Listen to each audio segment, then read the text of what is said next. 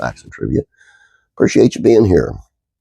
Today's video is on the Monkees and how they became a real band and how it was their downfall.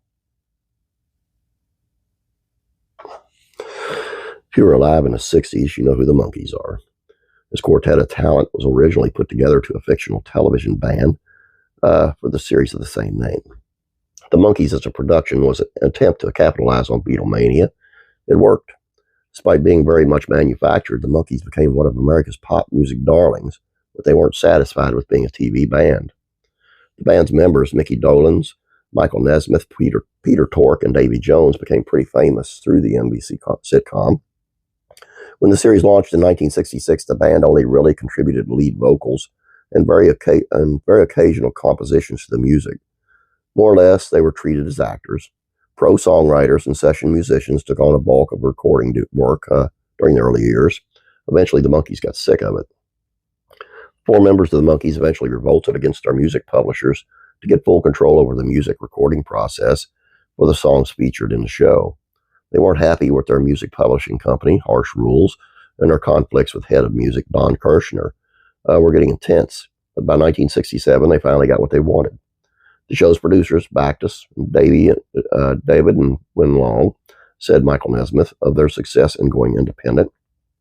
None of us could have fought the battles we did with the music publishers without the explicit support of the show's producers. The band recorded 2 albums as a whole group, which they had mostly total control over. Sadly, though, things got complicated. Eventually, each member of the band would release music under the Monkees' name. Yet again, they were a band in name only. Sadly, this is par for the course when you're a band with people you didn't even choose to be in a band with. After those first 2 Creative Freedom albums, the Monkees' work started to decline. Bands accused them of not playing their own instruments. The Monkees was canceled in '68. After one last recording session in 1970, the Monkees broke up. The band would eventually reunite in '86 and perform off and on throughout the years. Today, Mickey Dolenz is the only surviving member of the band, so a comeback will never happen. But at least we can still enjoy the music. I can tell you a few of the reasons that this happened, the things they should have done.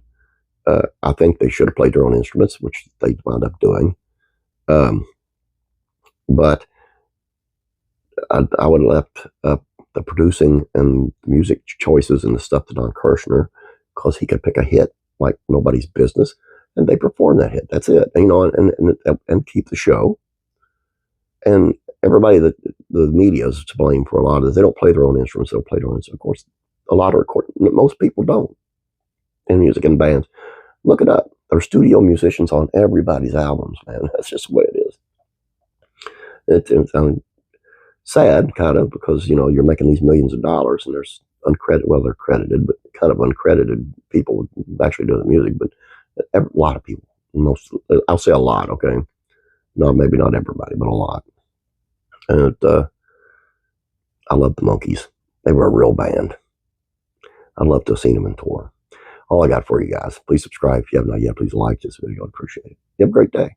God bless you, and I'm praying for you.